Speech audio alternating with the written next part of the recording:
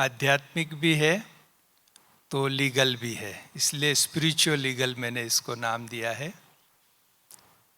कि इस सत्र में आप सभी बहनों भाइयों का बहुत बहुत हार्दिक स्वागत है।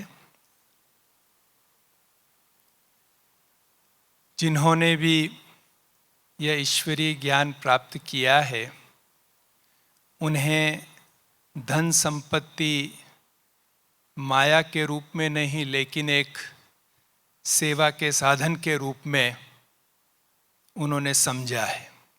दुनिया में इसे माया समझते हैं, लेकिन जिन्होंने ज्ञान प्राप्त किया है वो इसे एक सेवा के साधन के रूप में समझते हैं।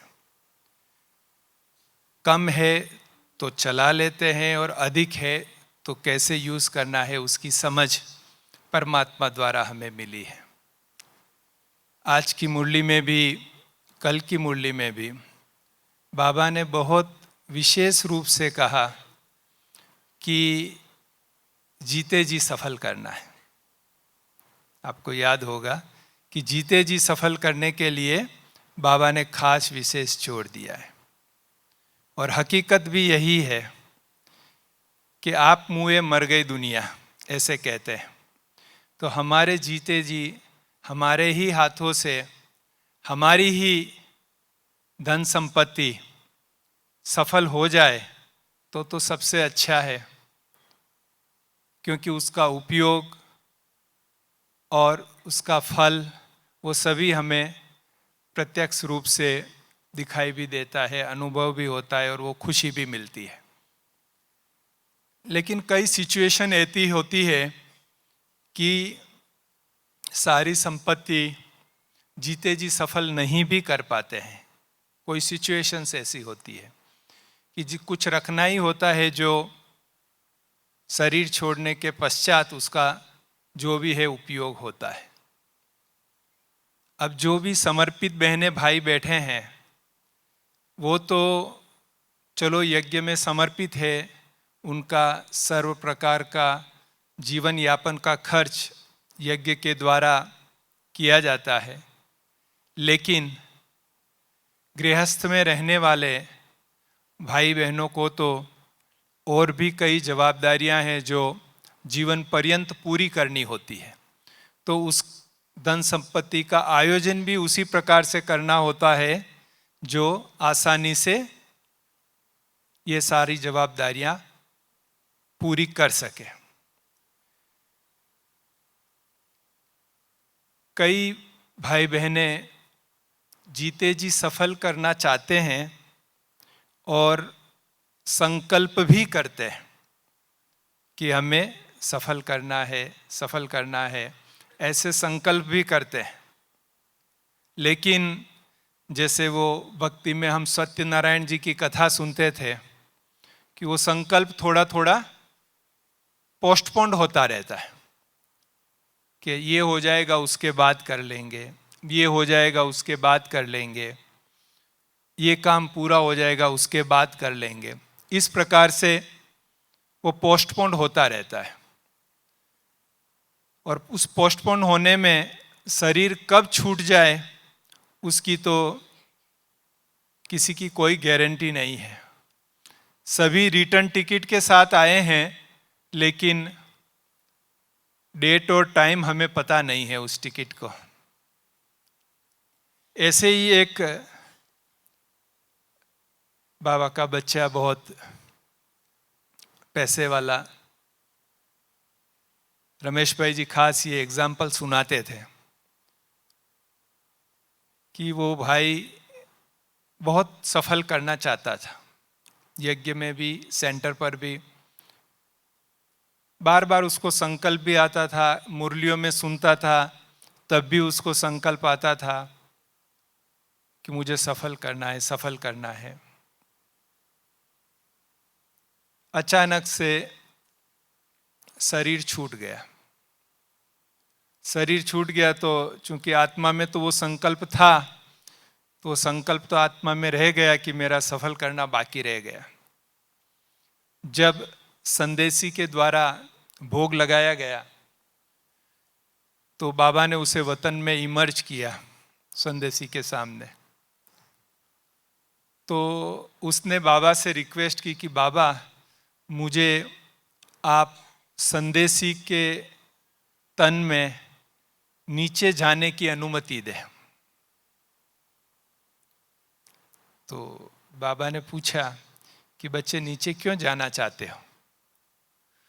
तो बाबा मेरे बहुत संकल्प था कि मेरा धन सफल हो जाए, सारा बैंक में पड़ा रह गया, तो मैं अभी संदेशी के तन द्वारा नीचे जाकर चेक में साइन करके आना चाहता हूँ ताकि वो मेरा सफल हो जाए।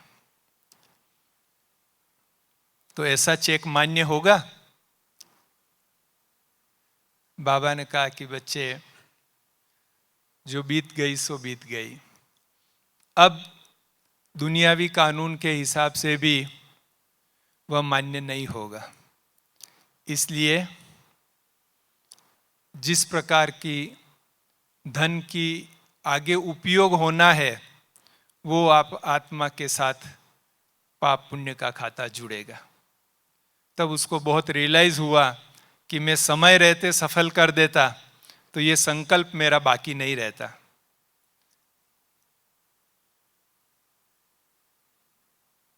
दूसरी एक और सिचुएशन होती है, हम चूंकि हमें ये ईश्वरीय ज्ञान मिला है इसलिए हम जानते हैं कि हम अजर अमर अविनाशी है। हम मतलब आत्मा, हम अजर अमर अविनाशी है। शरीर, ये शरीर छोड़ भी देंगे तो जाकर दूसरा शरीर कहीं न कहीं जरूर लेंगे। आपने न्यूज़पेपर में कई किस्से सुने होंगे जिनको पुनर्जन्म की याद आ जाती है कि पिछले जन्म में मैं ये था, ये था, ये था, इस प्रकार से। तो हम अजर अमर अविनाशी हैं, शरीर छोड़ा और पुनः उसी सिटी में, जिस शहर में हम रहते थे, उसी शहर में हमें नया जन्म भी मिल गया और हमको पुनर्जन्म की बात भी याद है कि हम पिछले जन्म में ये थे। तब हमें स्मृति आती है कि हमारा स्टेट बैंक ऑफ इंडिया में खाता था और उसमें 1 करोड़ रुपया बैलेंस पड़ा हुआ था। फिर आप उस ब्रांच में जब 5-6 साल के होते हैं उस ब्रांच में जाते हैं और मैनेजर को कहते हैं कि फलाने नाम से एक ये नंबर का बैंक अकाउंट था। तो मैनेजर देखेगा कंप्यूटर में तो कहा हाँ ये बैंक अकाउंट इस नाम से है, तो कि इसमें इतना बैलेंस पड़ा हुआ है। तो कहेगा कि हाँ बैलेंस भी पड़ा हुआ है, तो कि मैं ही वे हूँ और मुझे इसमें से अभी 10 लाख रुपया विड्रॉ करना है, निकालना है। तो मैनेजर परमिशन देगा?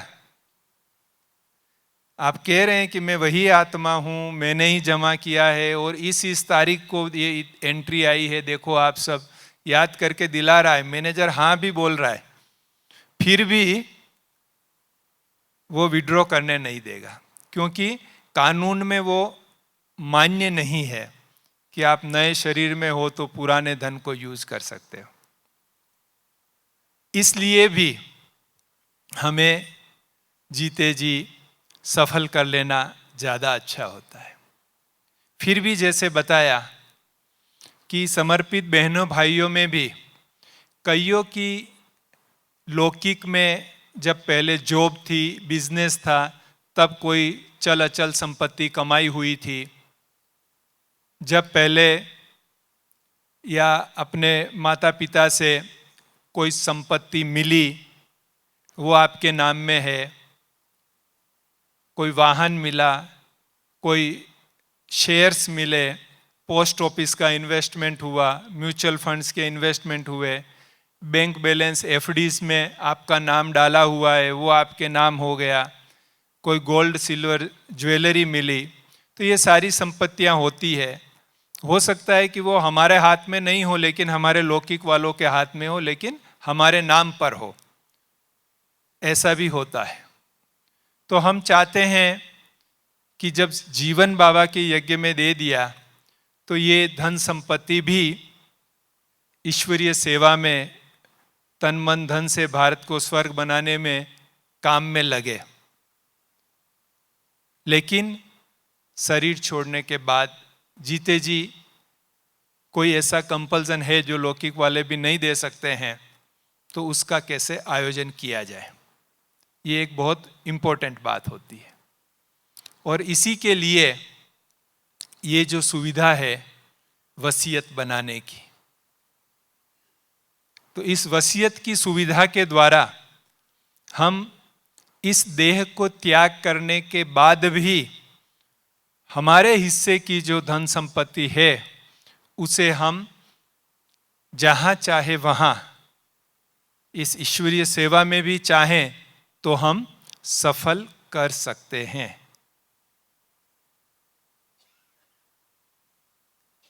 कई कहते हैं कि हम नॉमिनी बना देवे, जैसे बैंक अकाउंट है, बैंक में एफडीज हैं, शेयर्स हैं, फ्लैट आदि प्रॉपर्टी है, तो हम नॉमिनी बना दे तो चलेगा। नॉमिनी कंपलसरी भी है बनाना। आपके जो अगर बैंक अकाउंट है तो बैंक बार बार आपको बोलता है कि आप अपना नॉमिनी अपॉइंट करो, नॉमिनी अपॉइंट करो, नॉमिनी का फॉर्म भरो। कई बार तो वो अकाउंट को ब्लॉक करने की भी बात करते हैं कि अगर आप नॉमिनी नहीं बनाएंगे तो बैंक अकाउंट में आप ट्रांजैक्शन नहीं कर सकते, ऐसी भी बात करते हैं, क्योंकि कोई नॉमिनी बनावे इसलिए। नॉमिनी में क्या होता है कि जिसको हम नॉमिनी अपॉइंट करते हैं तो शरीर छोड़ने के बाद उस व्यक्ति को वो धन संपत्ति मिलती है। तो कई समझते हैं कि भाई नॉमिनी बनाने से ही काम हो जाएगा, वसीयत करने की तो जरूरत नहीं है। लेकिन मैं प्रैक्टिकल एग्जाम्पल के साथ बताता हूं कि अहमदाबाद के एक सेंटर पर एक माता की 50,000 रुपये की एफडी थी, तो उन्होंने सेंटर इंचार्ज बहन को नॉमिनी बनाया, बता भी दिया था कि बहन जी आपको मैंने नॉमिनी बनाया है। और चूंकि बैंक वाले को भी पता था कि भाई ये ब्रह्मा कुमारी बहन है और इसको नॉमिनी बनाया हुआ है। जब वो माता का शरीर छूटा तो बैंक वाले ने भी सामने से सूचित किया, और बेंची को भी पता ही था कि वो नॉमिनी है, तो उन्होंने भी बैंक को अप्रोच किया। तो बैंक ने कहा कि हाँ आप डेथ सर्टिफिकेट आदि जमा करा दीजिए, तो ये 50,000 हम आपके अकाउंट में ट्रांसफ़र कर देंगे। पर साथ में उनके लौकिक, माता जी के जो लौकिक थे, उनको पता चल गया कि इनका माता का 50,000 बैंक में था और उसमें बहन जी को नॉमिनी बनाया था। तो वो सेंटर पर आ गए और सेंटर पर आके बोले कि हम उसके वारिस हैं माता के, और वो 50,000 आप हमें दीजिए। और उन्होंने बैंक में भी जाके चिट्ठी लिख दी कि ये हम इनके लौकिक वारिस हैं, लीगल वारिस हम हैं, और वो 50,000 हमें मिलना चाहिए। बहन जी का मुझे फ़ोन आया कि ऐसी बात है और वो माता मांग रही है। तो हमने कहा कि उनको देना पड़ेगा, क्योंकि नॉमिनी को केवल वह धन प्राप्त करने का अधिकार है, उसको उपयोग करने का अधिकार नहीं है। उसको उपयोग करना उसके जो वारिसदार हैं वही उसको उपयोग कर सकते हैं। तो अगर वो माता ने वसीयत बनाई होती और वसीयत में लिखा होता कि इस धन, ये जो 50,000 रुपया मैंने नॉमिनी इनको अपॉइंट किया है और इस धन का उपयोग भी ये ईश्वरीय विश्वविद्यालय में करेंगे, ऐसा वसीयत बनाई होती, तो फिर वो लौकिक वाले उस धन को नहीं ले जा सकते थे। लेकिन ऐसी वसीयत नहीं बनाई थी, तो जो उनके लौकिक वारिसदार हैं, जिसको कानूनी वारिसदार कहते हैं, उनका अधिकार बनता है और उनको वो धन देना पड़ता है नॉमिनी को। दूसरा, कई बार समर्पित बच्चे जिनके पास धन संपत्ति होती है लेकिन अलबेलेपन के कारण सफल नहीं कर पाते हैं, तो कभी कभी बोझ भी चढ़ जाता है उनका। जैसे एक समर्पित बहन, वो भी डायरेक्ट मेरे परिचय में थी, इसलिए मैं एग्जाम्पल दे रहा हूँ आपको, कि उन बहन को अपने लौकिक परिवार से काफ़ी धन संपत्ति मिली थी, अचल संपत्ति भी मिली थी और बैंक में एफडीज, पोस्ट ऑफिस में एफडीज, इस प्रकार की धन संपत्तियां भी उनको मिली थी। तो जब सेंटर का मकान बना तो कुछ तो उन्होंने वो अचल संपत्ति बेच के और दूसरी थोड़ी बहुत ज्वेलरी आदि बेच के सफल कर लिया और वो सेंटर का मकान बन गया। लेकिन जो पोस्ट ऑफिस और बैंक्स वाली और कुछ जो है वो डिपॉजिट उन्होंने रहने दी कि फिर भविष्य में करेंगे, वो भी काफ़ी बड़ी रकम थी तो कि बाद में करेंगे। जब वो बहन का थोड़ा तबीयत ऊपर नीचे रहने लगा तो हमने उनको सुझाव दिया कि आप वसीयत भी कर लें साथ में। ये काफ़ी वर्षों पहले की बात है, मैं समझता हूँ कि 20 साल पहले की बात है। तो हमने उनको सुझाव दिया कि आप वसीयत कर लें। बड़ी बहन जी ने भी सुझाव दिया वसीयत कर लें, तो कि हाँ बस मैं कर लेती हूँ। फिर एक बार फिर हॉस्पिटलाइज हुए, फिर विचार आया कि हाँ अभी मैं बस सेंटर पे जाते ही छुट्टी होगी फिर मैं वसीयत कर लूँगी। तो ऐसे ऐसे उनको 2-4 बार इशारा दिया गया। अब ज़्यादा तो अपन भी क्या कह सकते हैं, इशारा ही दे सकते हैं। तो इशारा दिया लेकिन उन्होंने हाँ करते हैं हाँ करते, मना कभी नहीं किया और उनकी दिल भी थी करने की, पर इसको अभी ड्रामा ही कहेंगे कि वो वसीयत नहीं कर सके। खैर बीमारी ज़्यादा बढ़ गई, उन्होंने शरीर छोड़ा। उनके बाद उनके लौकिक जो दूसरे शहर में रहते थे वो सब आए, संस्कार हुआ, सब कुछ हुआ। फिर आके सभी सेंटर पर बैठे थे।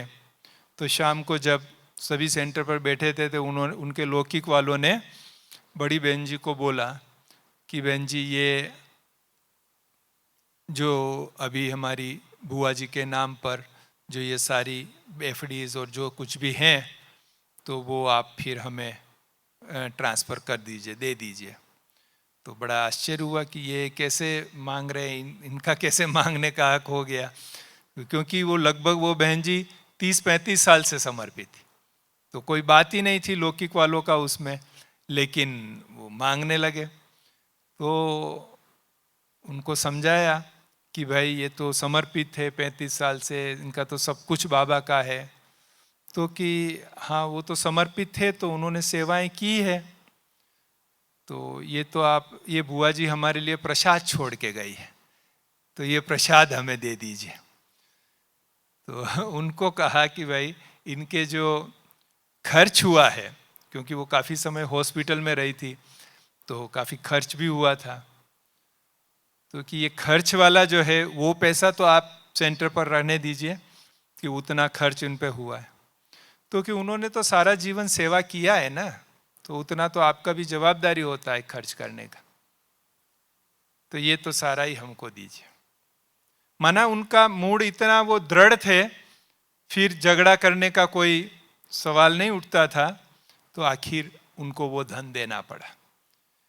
तो ऐसी कई चीज़ें होती है जो शरीर छोड़ने के बाद विवाद पैदा कर सकती है, चाहे समर्पित हो चाहे लौकिक में रहने वाले, गृहस्थ में रहने वाले हो।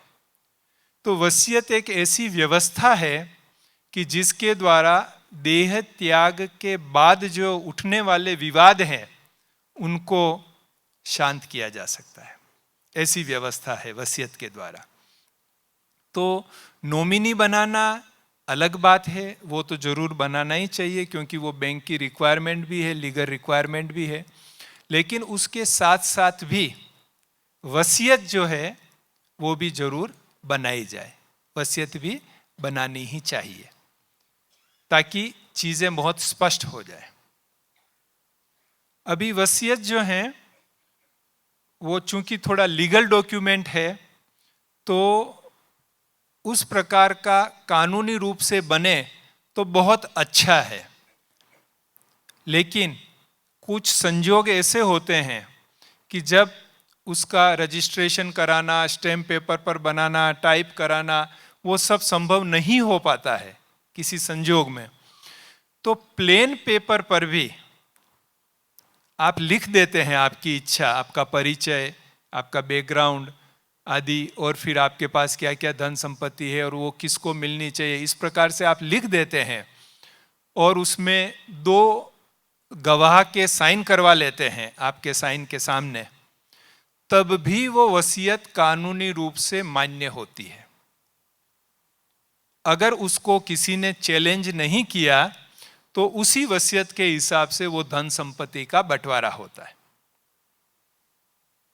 लेकिन वसीयत की एक विशेषता ये है कि आप अपने जीवन काल में कई वसीयत कर सकते हैं।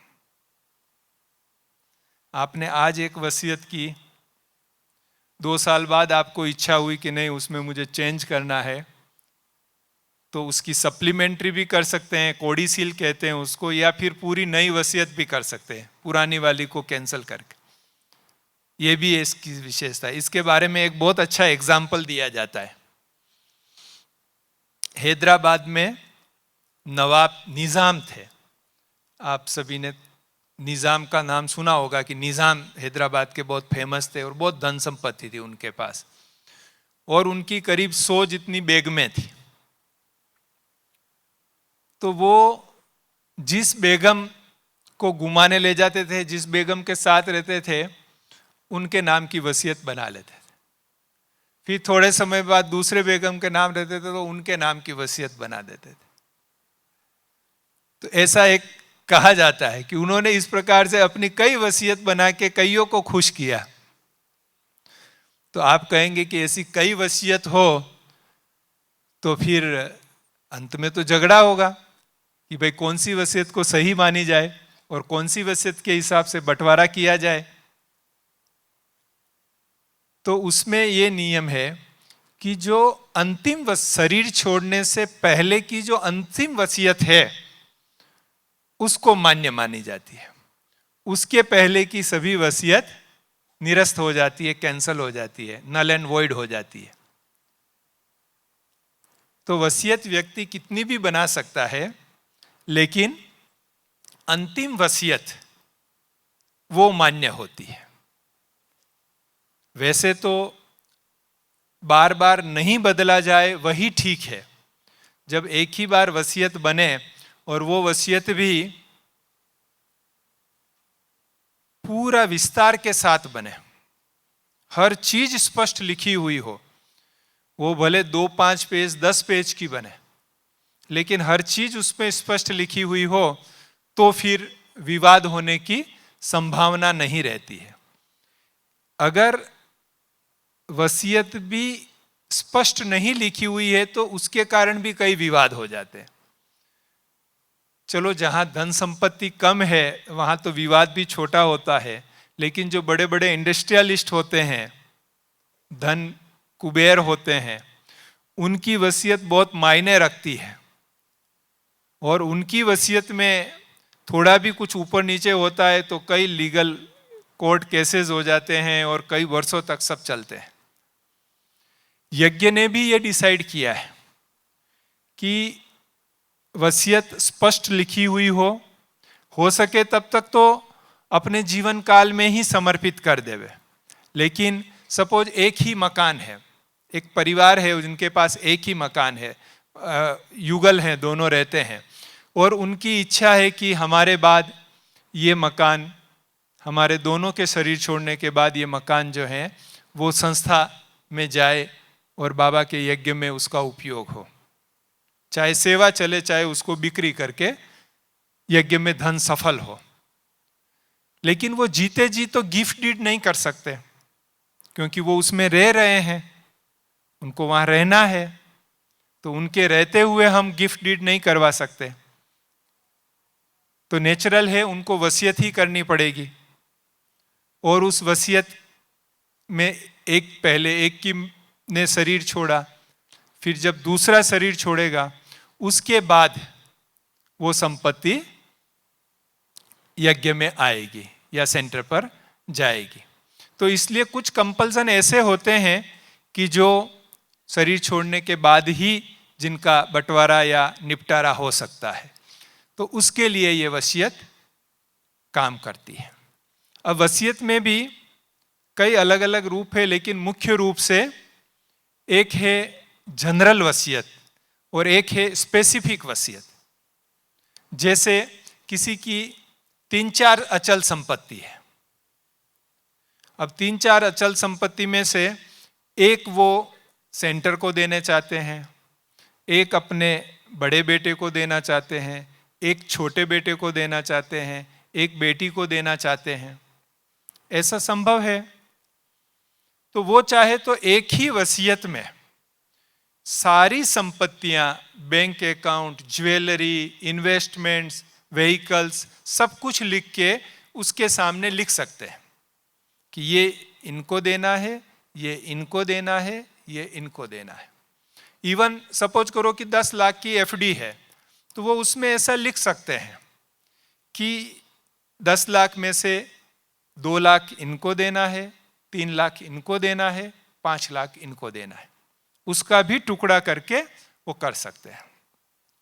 लेकिन अगर मकान में उन्होंने ये लिख दिया तो बहुत बड़ा झंझट हो जाएगा कि एक कमरा उनको देना है, एक हॉल उनको देना है, छत उनको देना है, तब बड़ा झंझट हो जाएगा। क्योंकि अलग अलग नाम से रजिस्ट्री, गेट एक ही होगा, तो उसमें कई प्रकार की झंझट हो जाती है। पर जनरल वसीयत में आप अपनी समस्त संपत्तियों का विवरण लिखकर उसमें डिटेलिंग अलग अलग लिख सकते हैं। लेकिन कोई ऐसा भी चाहता है कि मेरी कुछ स्पेसिफिक वसीयत है जो मेरे को दूसरे को नहीं बताना है, उसको गुप्त रखना है, कि मैंने उनको संपत्ति वसीयत में लिख के दी, इसलिए मुझे गुप्त रखना है। क्योंकि आपको पता होगा कि कई बच्चे माँ बाप से संपत्ति मिलने के बाद उनका केयर नहीं करते हैं। लौकिक में ये आम बात है कि जिद करके माँ बाप से संपत्ति का बंटवारा करा लेते हैं और फिर बाद में उनको संभालते नहीं हैं।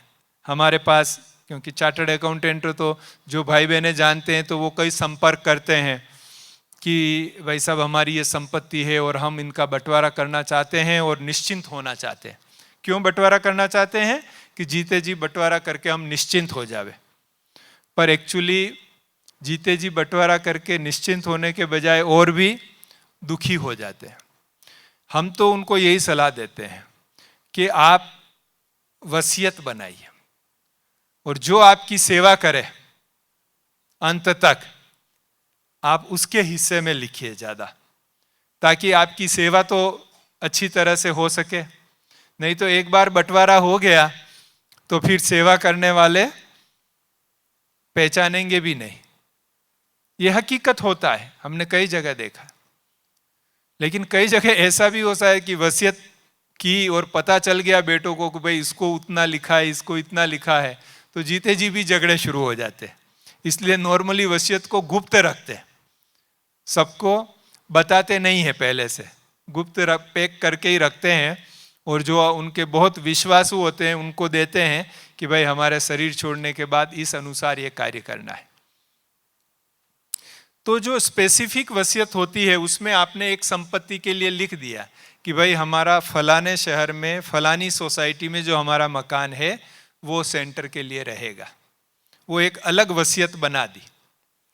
फिर जब जनरल वसीयत बनाते हैं, बाकी की सारी चीज़ों के लिए जब वसीयत बनाते हैं, तब उस वसीयत में ये तो लिखना ही पड़ता है कि मैंने उस संपत्ति के लिए अलग वसीयत बना दी है जो इस वसीयत से प्रभावित नहीं होगी, और शरीर छोड़ने के बाद वो वसीयत भी मान्य होगी।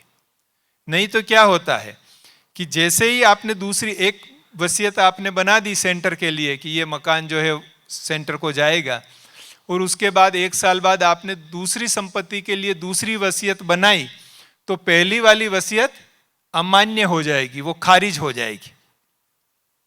इसलिए जो दूसरी जनरल वसीयत बनाते हैं उसमें लिखना पड़ता है कि मैंने एक वसीयत इस तारीख को बनाई हुई है और उसमें उस संपत्ति के बारे में मैंने लिखा है, वो वसीयत इस वसीयत के साथ ही मान्य रहेगी, ऐसा स्पष्ट लिखना पड़ता है। तो वसीयत लिखना ये एक बहुत बड़ी कला है, क्योंकि ये लीगल व्यक्ति अच्छी तरह लिख सकते हैं। हमारे यहाँ आदरणीय लता बहन जी, श्रद्धा बहन जी जो लीगल डिपार्टमेंट देखते हैं, वो सभी इंडिया से जो बाबा के बच्चे हैं वो भेजते हैं उनको डिटेल्स, हमें भेजते हैं और हम चेक करके फिर उनको देते हैं और वो बहुत सुंदर वसीयत लिखते हैं। तो वसीयत में हर चीज स्पष्ट होनी चाहिए। इवन सैनिकों के लिए तो ओरल वसीयत भी मान्य मानी गई है। सैनिक हैं, समुद्र में नौसेना में हैं और युद्ध में गए हुए हैं, वहां लिखने के भी उनके पास सुविधा नहीं है, टाइम नहीं कि वो लिख के भी दे सके, तो वहां दो गवाही के सामने वो अगर कुछ ओरली भी बता देते हैं तब भी कोर्ट उसको मान्य करती है। अब गवाह कौन से होने चाहिए, ये गवाह की बहुत इंपॉर्टेंस है वसीयत में। तो गवाह कैसे होने चाहिए? हो सके तो परिवार वाले ही गवाह हो जो आपसे छोटी उम्र के हों, तो उससे क्या है कि फिर पीछे वो झगड़ा नहीं करेंगे। नहीं तो वो कहेंगे कि नहीं, ये तो वसीयत ही गलत है, ये तो फर्जी वसीयत है, ये फर्जी साइन किए हुए हैं। लेकिन अगर वो खुद गवाह होंगे तो फिर वो ये चीज नहीं कह सकेंगे। तो हो सके तो वो खुद गवाह हो, वो बहुत अच्छा है। और दो गवाह में से अगर एक गवाह डॉक्टर हो तो बहुत अच्छा। कोई भी डॉक्टर, एलोपैथी, होम्योपैथी, आयुर्वेदिक, कोई भी डॉक्टर हो तो वो अच्छा है। क्योंकि कई बार कोर्ट में केस किस लिए आते हैं कि जब ये वसीयत का साइन कराया गया, इन्होंने वसीयत में साइन किया है, उस समय वो अनसाउंड माइंड थे, मतलब उनकी मानसिक स्थिति ठीक नहीं थी, वो बीमार थे, बेड पर थे, जबरदस्ती उनसे साइन करा लिया। ऐसा कई कोर्ट में केसेस आते हैं वसीयत के बारे में विशेष। तो अगर एक डॉक्टर है तो वो चीज भी प्रॉब्लम नहीं होगी कि भाई डॉक्टर ने गवाह के रूप में साइन किए हैं, तो वो कोर्ट में फिर वो तर्क नहीं चल सकेगा। कई लोग अपनी वसीयत बनाते हैं तो साथ में डॉक्टर का सर्टिफिकेट भी लगाते हैं, उस वसीयत के साथ ही रजिस्टर्ड जो वसीयत होती है उसमें वो सर्टिफिकेट भी साथ में लगा होता है कि मैंने होशो हवास में यह वसीयत बनाई है। तो उस प्रकार उसका सर्टिफिकेट भी लगाते हैं साथ में। तो कई बाबा के बच्चे चूंकि इस ईश्वरीय परिवार से जुड़े हुए हैं और रीति रस्म को जानते हैं, तो वह वसीयत में खास लिखवाते भी हैं कि हमारे देह त्याग के बाद हमारा अंतिम संस्कार किस रीति से किया जाए। लौकिक वाले अपनी रीति से करें या अलौकिक परिवार वाले जिस प्रकार से गाइड करे उस प्रकार से करे, वो भी वसीयत में लिखाते हैं। और ये भी लिखाते हैं कि शरीर छोड़ने के बाद भोग लगाया जाए, सेंटर इस सेंटर पर भोग लगाया जाए, मधुवन में भोग लगाया जाए, वो भी सब लिखते हैं। और वो भी लिखते हैं कि भोग के लिए इस सेंटर को इतने रुपये दिए जाए, मधुवन में इतने रुपये दिए जाए, वो भी वसीयत में स्पष्ट रूप से लिखते हैं। तो अगर ये सब चीज लिखी हुई होती है तो फिर वसीयत के अनुसार वो अंतिम क्रिया भी होती है, भोग लगाने का भी होता है, और जिसको जो देना होता है उस प्रकार से देने की भी सारी प्रक्रिया होती है। अब सवाल उठता है कि व्यक्ति ने शरीर छोड़ लिया, अब उसके बाद वो वसीयत के अनुसार करेगा कौन? कि ये संपत्ति उसके नाम करनी है, ये एफडी उसके नाम करनी है, ये सब काम कौन करेगा? तो उसके लिए वसीयत में ही एग्जीक्यूटर अपॉइंट किए जाते हैं जो उस वसीयत को एग्जीक्यूट करते हैं शरीर छोड़ने के बाद। तो वसीयत करने वाले व्यक्ति का जो विश्वासु व्यक्ति होता है, जिस पर उसका पूरा विश्वास होता है और जो थोड़ा कानून भी जानता है, ऐसे व्यक्ति को एग्जीक्यूटर के रूप में अपॉइंट करना होता है कि भाई हमारे देह त्याग के बाद इस वसीयत में जो हमने लिखा है उसके अनुसार संपत्ति का जो बंटवारा करना है वो फलाना व्यक्ति करेगा। अब वो एक व्यक्ति भी हो सकता है, दो भी हो सकता है, तीन भी हो सकते हैं, वो जितने व्यक्तियों को चाहे एग्जीक्यूटर अपॉइंट कर सकते हैं। बहन भी हो सकते हैं, भाई भी हो सकते हैं, वो किसी को भी अपॉइंट कर सकते हैं। लेकिन एग्जीक्यूटर को जरूर पता होना चाहिए, उसको अपॉइंट करने से पहले उसकी सहमति लेना आवश्यक है कि भाई मैं मेरी वसीयत में आपको एग्जीक्यूटर अपॉइंट करना चाहता हूं। नहीं तो क्या होगा, किसी ने एग्जीक्यूटर अपॉइंट कर लिया और वो व्यक्ति कहेगा कि नहीं मेरे पास तो टाइम नहीं है, मैं तो ये नहीं करूंगा, तो फिर कोर्ट के द्वारा डिसाइड किया जाता है, फिर कोर्ट एग्जीक्यूटर अपॉइंट करती है। तो बेटर है कि वसीयत लिखते समय ही एग्जीक्यूटर को पूछ के, उसकी राय सलाह करके उसको अपॉइंटमेंट किया जाए। एग्जीक्यूटर को, जो दुनिया में एग्जीक्यूटर होते हैं वो तो फीस भी लेते हैं, क्योंकि वो तो कारोबार भी करोड़ों अरबों का भी होता है, उसमें छोटा भी होता है तो बड़ा भी होता है, तो उनकी फीस भी होती है, तो उसी संपत्ति में से उसकी फीस का भी पेमेंट किया जाता है। कई बाबा के बच्चे जो हैं वो बिना फीस लिए भी, चूंकि वो अगर यज्ञ में दे रहे हैं संपत्ति, तो फिर वो बिना फीस लिए भी ये कारोबार करते हैं, क्योंकि यज्ञ में आ रही होती है, सेंटर पर आ रही होती है, सफल हो रही होती है ईश्वरीय सेवाओं में, तो वो एग्जीक्यूटर अपॉइंट वो स्वीकार करते हैं और उस अनुसार वो कारोबार करते हैं।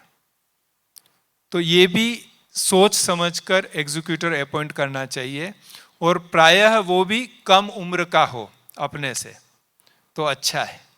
शरीर तो कभी भी किसी का भी छूट सकता है, फिर भी एक मान्यता है भाई बड़ी उम्र वाले पहले जाते हैं, इसलिए कहते हैं कि कम उम्र वाला एग्जीक्यूटर हो तो ज़्यादा अच्छा है। तो इस प्रकार से ये वसीयत का कारोबार होता है। अब जब व्यक्ति शरीर छोड़ता है तो कई राज्यों में, गुजरात, मध्य प्रदेश, महाराष्ट्र, ऐसे कई राज्यों में ये है कि अगर वसीयत बनाई हुई है तो कोर्ट से उसका प्रोबेट लेना पड़ता है। मतलब सीधा जो वसीयत में लिखा है उसी हिसाब से हम बंटवारा कर दे दूसरे दिन आके, उस प्रकार से नहीं होता है। उसके लिए कोर्ट से प्रोबेट लेना पड़ता है। कोर्ट के द्वारा फिर न्यूज़पेपर में एड दिया जाता है कि भाई ये वसीयत है, इसका अभी बंटवारा हो रहा है, किसी को इस बारे में कोई आपत्ति है तो बतावे। हो सकता है उस प्रोबेट में उनके लौकिक संबंधी या कोई भी मित्र संबंधी अपनी आपत्ति दर्ज करा सकते हैं कि नहीं ये वसीयत फर्जी है, या ये इसमें ये गलती है, इसमें ये बात है। तो ऐसा कई बार होता है। इसीलिए कई इस झंझट से छूटने के लिए भी जीते जी सफल हो तो ज्यादा अच्छा है। आदरणीय रमेश भाई जी कहते थे कि वसीयत के बाद जो कोर्ट की कार्रवाई और जो लौकिक के द्वारा अगर कुछ झगड़ा डाल दिया गया तो फिर यज्ञ उसको छोड़ देता है कि छोड़ो, हमको ये संपत्ति नहीं चाहिए। लिखने वाला भले लिख के गया कि ये संपत्ति सेंटर को मिले या यज्ञ को मिले, लेकिन अगर लौकिक वाले बहुत झगड़ा कर रहे हैं और कोर्ट केस आदि सब करने को तैयार हो जाते हैं तो फिर छोड़ देते हैं। क्योंकि आपको पता है अचल संपत्तियों के कोर्ट केस भी 10-10, 15-15, 20-20 साल तक चलते हैं। अब कौन यहाँ से यज्ञ से या वो सेंटर से बहने कोर्ट में धक्का खाएगी, उसी में समय चला जाता है, बुद्धि योग उसी में लग जाता है। इसलिए कई बार प्रैक्टिकली हमने तो देखा है कि कई बार जो है वो छोड़ देना पड़ता है हमें कि भाई छोड़ो, हमको नहीं चाहिए। दूसरा, अगर आपने विल वसीयत बनाई और आपने ऐसी जगह रख दी जो किसी को पता ही नहीं है, तो भी वो वसीयत बनाने का कोई मतलब नहीं रहता है। वो उस अनुसार नहीं कारोबार होगा और इस प्रकार से झगड़ा होता रहेगा। तो वसीयत भी बने तो वो सील पैक करके अपने एग्जीक्यूटर को दे के रखे, या एटलीस्ट सेंटर की बहन जी को पैक करके दे के रखे कि बहन जी ये मेरी वसीयत है और शरीर छोड़ने के बाद इस अनुसार काम करना है। नहीं तो पता ही नहीं होगा तो फिर उस अनुसार भी कार्य नहीं होगा। तो ये सावधानी भी उस समय रखने की जरूरत होती है। बात मूल आती है कि वसीयत बनाते समय, क्योंकि वसीयत लिखने वाले को सब चीजें आपके बारे में पता नहीं होती है, तो आपको ही सारी चीज स्पष्ट लिखानी होती है। संपत्ति के बंटवारे के बारे में भी स्पष्ट लिखाना होता है। कई बार तो आपके पास संपत्ति है लेकिन बैंक लोन भी तो होता है, या और किसी लोगों से उधार लिया हुआ भी तो होता है, तो वो भी तो उसी संपत्ति में से देना होता है, तो वो भी स्पष्ट लिखाना पड़ता है कि मेरा फलाना फलाना लोगों को देना है, बैंक को देना है, तो इसी संपत्ति में से वो भी दिया जाए, नहीं तो वो कौन देगा। तो वो भी एक झगड़ा नहीं हो इसलिए क्लियर लिखाना होता है। बहुत बार आप कहेंगे कि आज तो हमने लिखा दिया कि हमारे बैंक में 10 लाख पड़ा है और वो इस सेंटर को देना है, लेकिन वसीयत लिखने के बाद हम 10 साल और जिंदा रहे, 20 साल और जिंदा रहे, वो 10 लाख का 20 लाख भी हो सकता है या 10 लाख का 2 लाख भी हो सकता है। तो क्या वसीयत गलत हो जाएगी? वसीयत गलत नहीं होगी। उसमें क्या होता है, एक नीचे लिखा हुआ होता है कि ये तो आज की संपत्ति है, लेकिन शरीर छोड़ते समय इसमें जो भी कमी पेशी होगी, बढ़ेगा या घटेगा, वो उस अनुसार एग्जीक्यूटर बंटवारा करेगा, ताकि वो भी झंझट नहीं हो कि भाई 10 लाख लिखा था और अभी तो 2 लाख ही है या 20 लाख है, तो बाकी का 10 लाख किसको देवे। तो वो चीज भी उसमें लिखना होता है। इसीलिए हो सके तो वकील के द्वारा, अनुभवी व्यक्तियों के द्वारा वसीयत लिखवानी चाहिए, ताकि ये सब कारोबार सहज हो सके। ये कुछ जनरल बातें थी जो वसीयत के बारे में हमने बताई। अब हर एक व्यक्ति जब वसीयत बनाने बैठता है तो कुछ स्पेसिफिक बातें होती है, वो तो जब उसके साथ बातचीत करते हैं। यहाँ हमने मधुवन में लता बहन जी के साथ मिलके लगभग 20-22 प्रश्नों का एक प्रश्न पत्र बनाया हुआ है। तो जिनको भी वसीयत बनानी होती है, जिनको यज्ञ में सफल करनी होती है, जिनको अपने लौकिक को देना होता है, उसकी वसीयत यहाँ यज्ञ से नहीं बनती, उसको तो फिर बाहर वकील से द्वारा बनवानी पड़ती है। लेकिन जिनको सेंटर पर या यज्ञ में देना होता है, उनकी वसीयत अगर बनानी हो तो वो 20-22 प्रश्नों का एक प्रश्न पत्र है, वो आप लेके वो सब प्रश्नों के उत्तर लिखना है, और उसमें जो बताए हुए कागज हैं वो उसके साथ लगाते हैं। तो वो लगाने के बाद आप हमें देंगे, हम चेक करेंगे, और फिर हमारी आदरणीय लता बहन जो हैं वो वसीयत तैयार करेंगी, और वो वसीयत फिर आप जाके रजिस्टर करवा सकते हैं। तो यज्ञ के द्वारा ये सुविधा की हुई है। ऑल इंडिया में ये सुविधा है कि किसी को भी बनानी हो तो वो हमें भर के भेजते हैं, और यहाँ फिर हम वसीयत का प्रारूप पूरा बना के, ड्राफ्ट बना के उनको भेज देते हैं, फिर वो अपने स्थान में जाके रजिस्टर्ड करवाते हैं। तो हम तो वैसे यही कहेंगे कि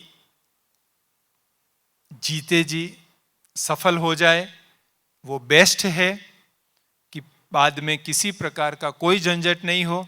नहीं तो लेने के देने पड़ जाते हैं। लेने के देने का मतलब कि हमने वसीयत बनाई और उसमें जो भी 2, 5, 10 लाख की प्रॉपर्टी, संपत्ति, बैलेंस जो भी है लिख दिया, लेकिन कोर्ट केस हो गया तो जो कोर्ट में पैसा देना पड़ा, वकीलों को पैसा देना पड़ा, और जो बाबा के बच्चों को उसके लिए धक्का खाना पड़ा, तो जमा होने के बजाय और भी भाग्य कम हो जाता है।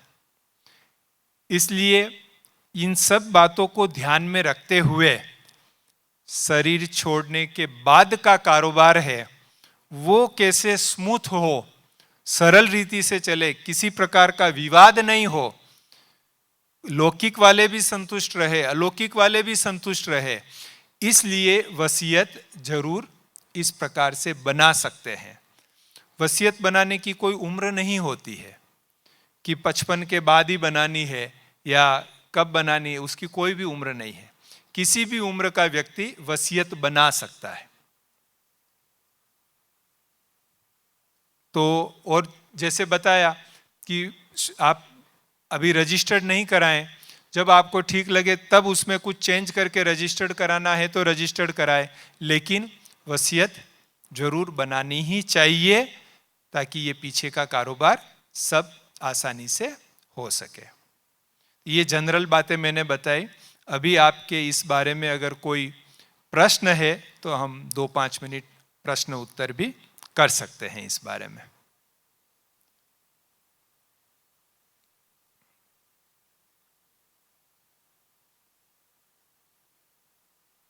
अच्छी बात है, किसी को कोई भी प्रश्न नहीं है।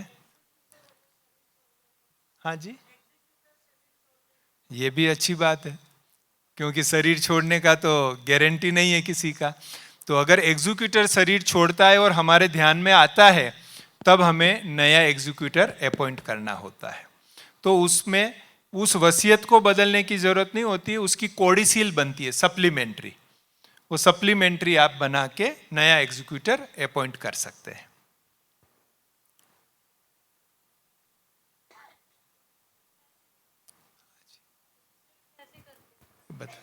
हाँ, रजिस्टर्ड कैसे करना होता है? सब रजिस्ट्रार ऑफिस में रजिस्टर्ड कराना होता है। कई प्लेन पेपर पर लिखते हैं, वो ही रहने देते हैं। कई नोटरी करवाते हैं, उसका नोटरी वाले होते हैं एडवोकेट जो नोटरी का काम करते हैं, तो नोटराइज्ड रखते हैं।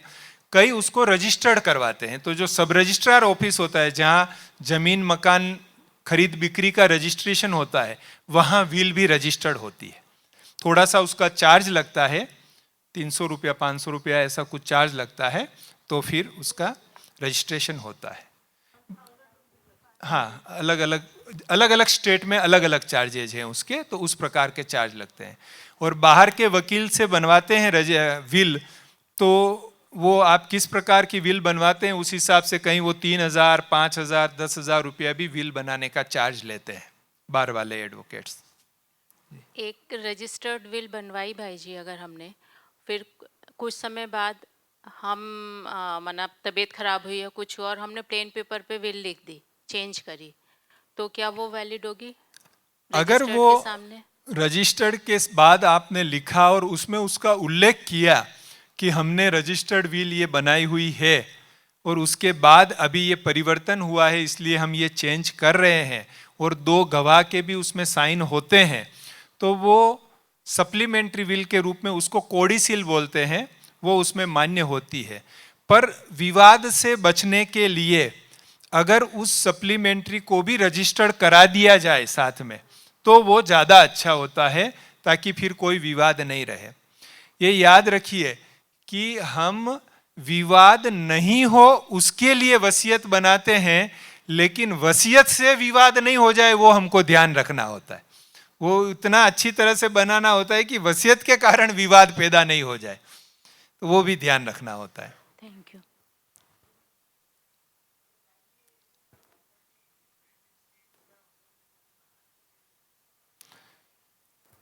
प्रॉपर्टी, ये तो नेचुरल बात है कि डिफरेंट स्टेट में हो ही सकती है, तो उसमें आप अभी जहां रह रहे हैं वहां पर उसको रजिस्टर्ड कराएंगे तो भी वो मान्य होगी। ऑल इंडिया की प्रॉपर्टी का उसमें डिटेल लिखा हुआ हो, वो मान्य होता है।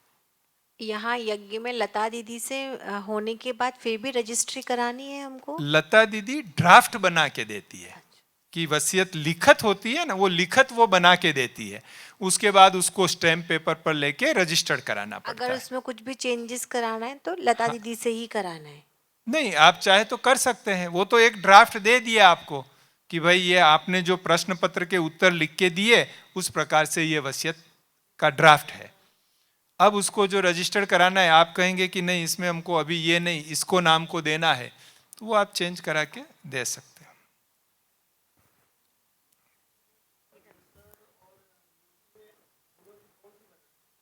रजिस्टर्ड और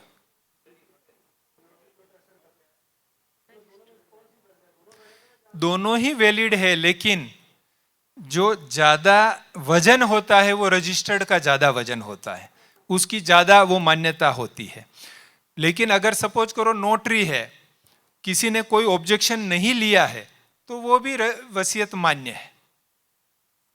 भाई जी, कई समर्पित भाई बहनें होती हैं तो उनके नाम से जो भी बैंक अकाउंट होता है, प्रॉपर्टी होती है, तो वो लोग डिस्क्लोज करना नहीं चाहते, तो वो क्या कर सकते हैं? वो प्रॉपर्टी अगर वो अचानक शरीर छोड़ दिया, ना रिलेशन में जाएगा, ना यज्ञ में नहीं होगा, एक्चुअली जो ये आज का हमने ये सेशन रखा, ये इसी कारण से रखा है क्योंकि कई भाई बहनें हमें इस प्रकार की आते जाते बात करते हैं, लेकिन हमने प्रैक्टिकल में देखा है कि कई भाई बहनों के बैंक अकाउंट हैं, यहाँ एसबीआई में भी है, बाहर जो बैंक अकाउंट है न उन्होंने लौकिक को बताया है न यहाँ उन्होंने बताया हुआ है, और अब जो है उस बैंक अकाउंट का कोई धनी धोरी नहीं है, वो पैसा सरकार मालिक बन जाती है उसका। इसीलिए वसीयत बनाने को खास इसीलिए कहते हैं, चलो आप और किसी को नहीं बताओ, वसीयत बना के एटलीस्ट किसी एक अपने साथी जिस पे आपको विश्वास है, उस एक साथी को तो ये बता के रखो कि ये मेरी वसीयत है और इसमें ये मैंने लिखा हुआ है।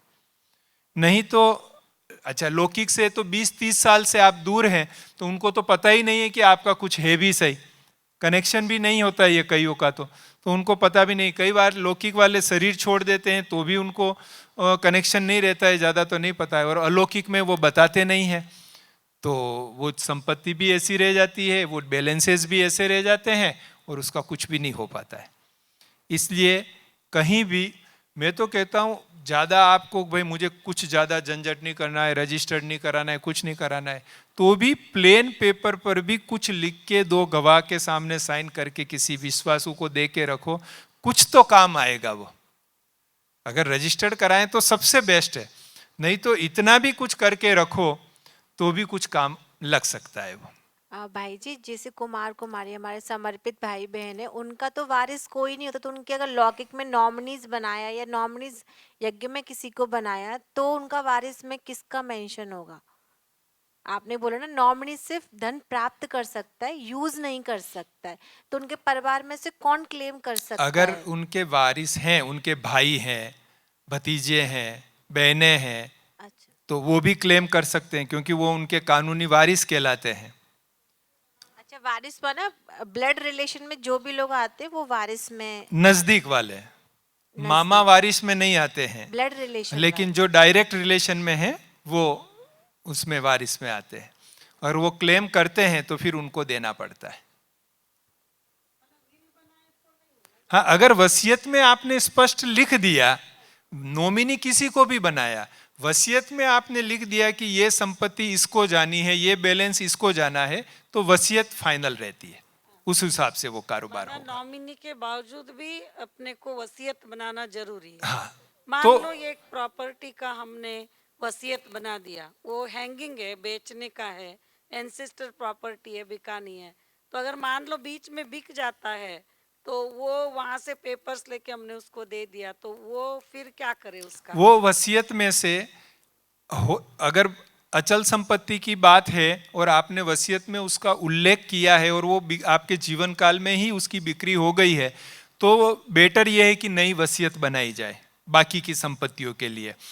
नहीं तो जैसे मैंने बताया ना कि लास्ट में एक सेंटेंस रहता है कि मेरे शरीर छोड़ने के समय जो संपत्तियां मेरे नाम पर है उसका बंटवारा इस प्रकार से हो, तो वो चीज उसमें से निकल जाएगी क्योंकि वो पहले ही रजिस्टर्ड हो चुकी है, तो वो वसीयत का उस पर कोई प्रभाव नहीं पड़ेगा। नहीं, ऐसा है कि वो वसीयत उसका अलग बना के रखे हम, जो है जो बेचने वाली संपत्ति है, जो बिक नहीं रही है। हाँ, उसका आप स्पेसिफिक वसीयत अलग बना के रख सकते हैं, और मूल वसीयत जो बनावे जनरल, उसमें उसका उल्लेख किया जाए कि हमारी एक ऐसी संपत्ति है जिसकी हमने अलग वसीयत बनाई है, वो बिक्री हो गई तो फिर उसका इसमें कोई लेना देना नहीं रहेगा। ये विशेष ऐसे टॉपिक पर आज मिलने का हुआ है, ऐसे और भी कुछ टॉपिक्स होते हैं, तो आपको लगता है कि ऐसी हम चर्चा करें आपस में तो ठीक रहेगा?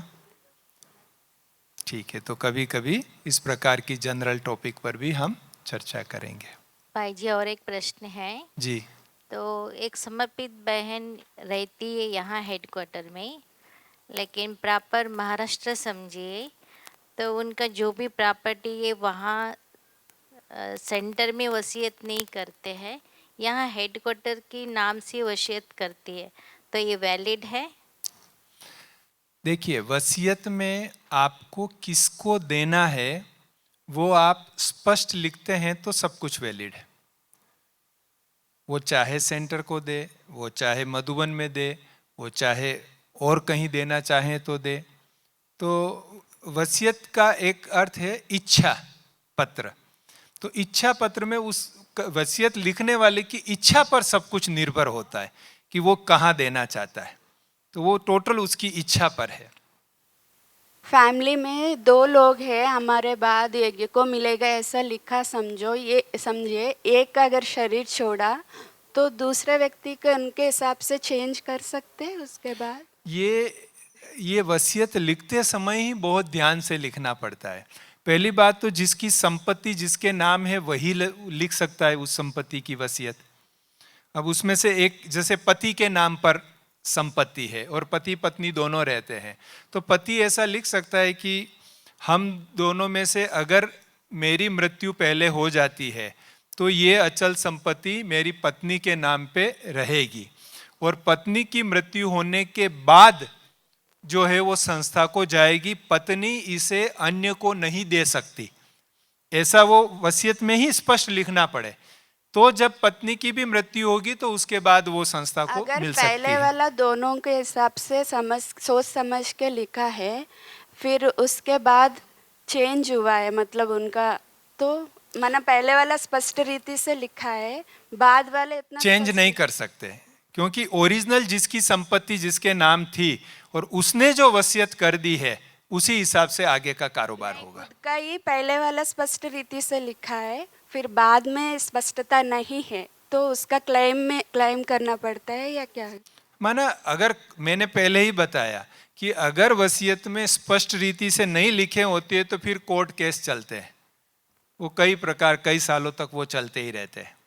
इसलिए वो बहुत ज़रूरी है कि उसको हम पहले से सारी चीज स्पष्ट लिखें।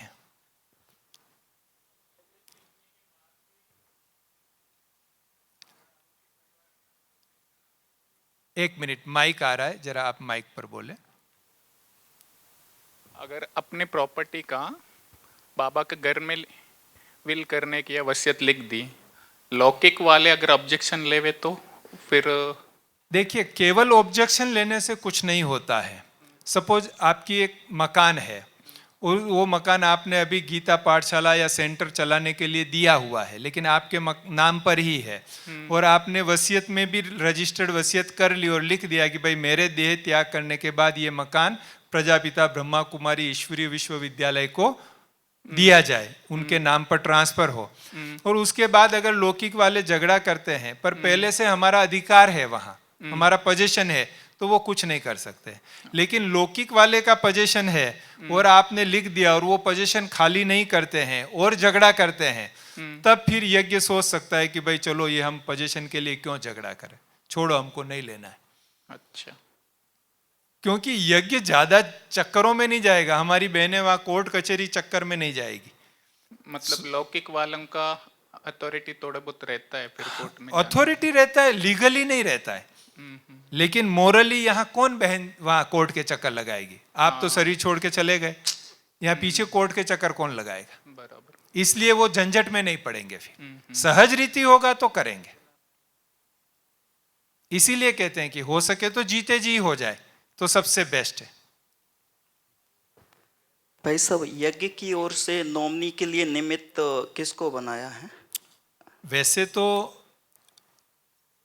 कम उम्र वाले जो भी जिनमें आपका विश्वास हो कर सकते हो, लेकिन यज्ञ की ओर से जो है वो शशि बहन जी हैं, उनका नाम लिखते हैं, अभी उनको नॉमिनी के रूप में कर सकते हैं। भाई साहब, जैसे नॉमिनी का नाम लिखा और अपने से पहले वो शरीर छोड़ देते हैं तो वो चेंज करना पड़ता है। फिर बात वही होती है कि वो चेंज करना पड़ता है। इसलिए कई जो हैं अपने हिसाब से नॉमिनी रखते हैं कि जो उनको लगता है कि भाई मेरे बाद ये कारोबार धन संपत्ति का वो ठीक से दे देंगे, यज्ञ में करा लेंगे, तो उनको फिर वो जैसे वैसे हम लोग समर्पित भाई बहन हैं यहाँ पर, जैसे हम लोगों का आईडी बना हुआ है तो उसमें ये भी बताया जाता है कुछ उसमें जो लिखे हैं लेटर्स में कि हम यज्ञ के लिए समर्पित हैं, उनका कुछ सपोर्ट नहीं मिलता है क्या बाबा के घर के लिए? सपोर्ट मतलब मैंने उसके थ्रू कुछ प्रक्रिया हो सकती है धन संपत्ति की यज्ञ में आ जाए?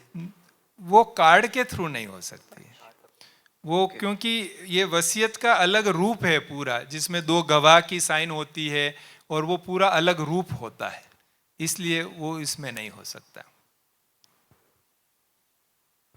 भाई जी, कोई एक प्रॉपर्टी है, उसमें हमने रिलेटिव्स वाले नहीं, पड़ोस वाले के हमने गवाह के रूप में साइन लिया था। हमने वो वसीयत में मेंशन किया, लेकिन हमने ये कुछ मेंशन नहीं किया कि ये लोग इसके अधिकारी नहीं हैं ऐसे। तो वो लोग क्लेम कर सकते हैं उस प्रॉपर्टी पर? आपका प्रश्न क्लियर नहीं हमने है। कोई प्रॉपर्टी लिया तो वो साइन होते हैं ना, किसी गवाहों के प्रॉपर्टी लेने के टाइम पर भी साइन वो उसका लेते हैं। उनका साथ कोई लेना देना नहीं है, प्रॉपर्टी के साथ उन गवाहों का कोई लेना देना नहीं है। सिर्फ गवाह केवल ये कर रहे हैं कि हाँ ये इस व्यक्ति ने साइन किया है, बस इतना उतना ही ही होता है। उनका महत्व होता है। बाकी अगर वसीयत में मेंशन नहीं किया तो कोई जरूरत नहीं नहीं, उनका कोई लेना देना नहीं है।